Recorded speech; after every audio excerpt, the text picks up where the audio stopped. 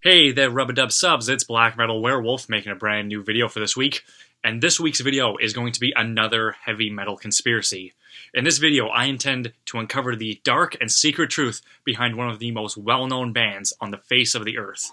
So, grab your sunglasses, get ready to chew some bubblegum, and kick some ass. This is the truth behind the band, Kiss. So, Kiss is one of those bands that everybody knows. A lot of people love them, and a lot of people hate them. But when it comes down to it, it doesn't really matter what you think of Kiss. You have to admit that they are a very financially successful band. Those guys make a shit ton of money. Whenever they release an album, it flies off the shelves. Whenever they go on tour, it sells out. There's a good chance whenever you turn on the radio, you're going to hear Kiss. And then there's the merchandise. You name it, there is a Kiss version of it. Condoms, coffins, fireworks, drinks, pants, dolls, comics, everything. There is Kiss fucking everything. And they're also all over the media. They've had several TV shows. They've been on several TV shows as cameos.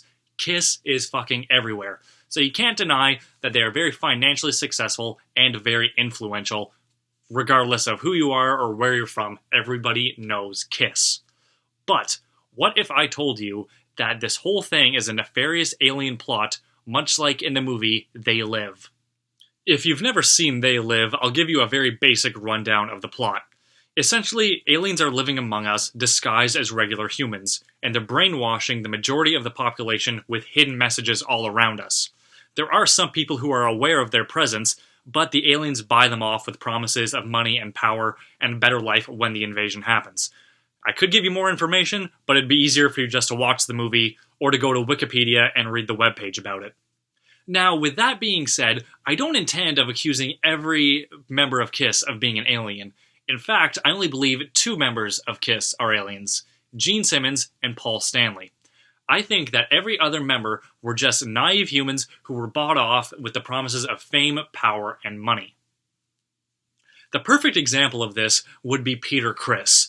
Before he joined Kiss, he placed an ad in the Rolling Stone magazine reading, "Drummer willing to do anything to make it."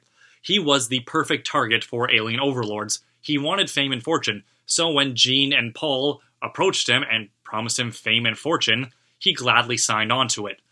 Another good piece of evidence is how space-oriented the band are. Obviously, Peter Criss and Gene are a cat and a demon, but what about the lead singer and the lead guitarist? Well, the lead singer, the one you're usually focused on the most, is a star child or an alien. And Ace Frehley, the lead guitarist, another person you will pay very much attention to, is the spaceman. He did that just so he could pledge allegiance to the aliens, showing that he wants to be one of them and he's part of their cause. Eventually, Ace and Chris did become disillusioned with the band and realized that the fame and the fortune weren't worth brainwashing all of humanity, and they got out of the band. But it wasn't really hard for them to find new humans to buy out and trick into doing this whole thing, because it's so easy to trick humans with fame and fortune, right? So, obviously, Ace and Chris, anytime I've seen them in the past decade do an interview, they're always talking bad about Gene and Paul. And they know if they were to go out and say, they're aliens, they would look like fucking crazy crackpots. So I think it's very clear that all the members of Kiss were tricked in by Gene and Paul to become a member of it. And it was really it was not very hard for them to gain popularity. They're alien overlords. If they wanted to get in on it, all they had to do is start flashing some human cash around and they would get to the top no matter what. So that's enough about the band. Let's talk about the fans. I think it's safe to say that Kiss has the most dedicated, die-hard fan base on the face of this planet. Kiss fans fucking love Kiss. They buy the merchandise, they wear the face paint, they are about Kiss in every single way. But what if it goes past the realm of influence and fandom, and it goes more into the territory of brainwashed civilians? So for most bands, if they have a fan club, that's pretty much what it's called, a fan club. A group of people who just really like a specific thing. But Kiss fans, they're not called the Kiss fan club, they're called the Kiss Army. Why the fuck would they be called the Kiss Army when they're just a bunch of fans? Unless Kiss is intentionally brainwashing civilians into an army of brainwashed civilians to have on their side, so when they do finally reveal themselves to the mass population, the majority of the population is already on their side. And then there is the consumerism behind all of it. In the movie They Live, one of the biggest tactics the aliens use is to brainwash people into consuming things, buying things just so they can stay happy and complacent. Much like what Kiss does. Like I said before, there is fucking Kiss everything. And if you're a Kiss fan, you're expected to buy a lot of this shit. New Kiss product comes out, you gotta have it, because you gotta be the biggest Kiss fan. Because Kiss fans, what do? They go on TV. There are fucking documentaries about the biggest Kiss fans. There have been specials on TLC and on A&E about the biggest Kiss fans. It's all about being the biggest fan and showing as much of allegiance to them as possible by buying all their shit and giving into the Kiss army. So there you have it, folks. There is all the evidence that I have that I hope can convince you that Kiss are indeed a group of humans and aliens working to take over the planet. So next time you see a Kiss fan, make sure you have your sunglasses on you, because you really never know what is really behind that face.